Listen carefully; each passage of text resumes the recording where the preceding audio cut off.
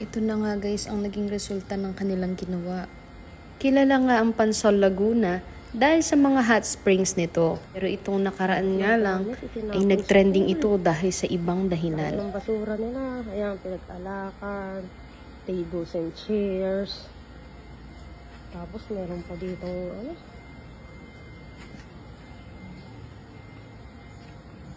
Nakita sa labo.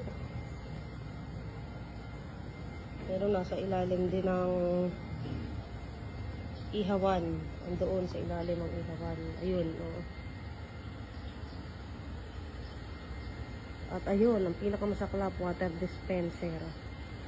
Water dispenser, iuhulog mo sa pool.